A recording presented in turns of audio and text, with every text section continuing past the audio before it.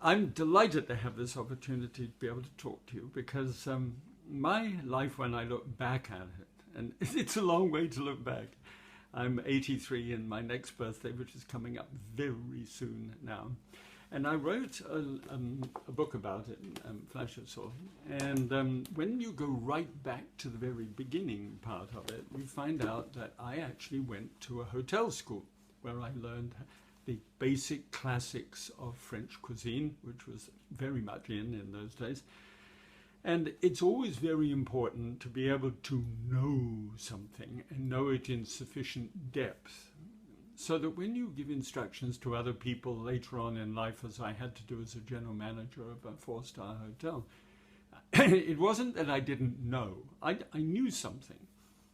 Now, in my career, I look back at that time, I was 16 and 17 years of age during that stage.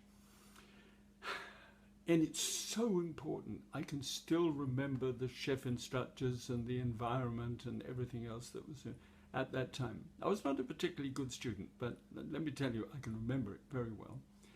And I was enabled to do that because my parents came up with the money necessary for me to do so. And they were not wealthy people at that time. And I know that many of the students who will attend this wonderful school well, in actual fact, get some support from their families and from their friends. But almost always it seems to come up a little short.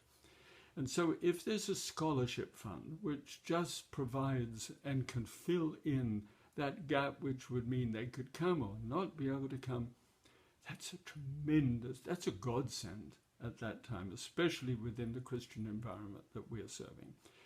So I met Ira Criso, who is the executive director and principal of the school, when he was a student at the Culinary Institute of America, and I was a visiting professor at that time.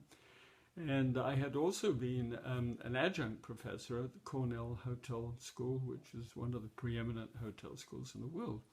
So obviously my career was extraordinary, and I'm not expecting every student's story to be anything like mine. I hope it'll be better in many cases than mine was, but that's another issue. That's in the book. What I really would like to ask you to do now is to consider making a donation. And it can be quite a small amount. It's not a question of the amount.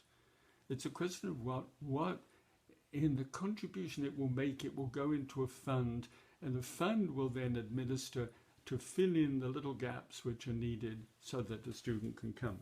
What I'd like to do about that, I wrote this book, which I think is the best book I've ever written.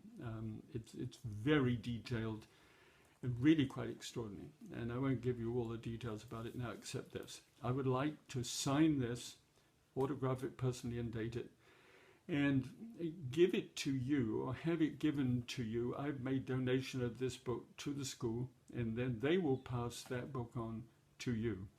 The only thing that you would need to do in addition to your scholarship fund would be to pay $5 for the shipping.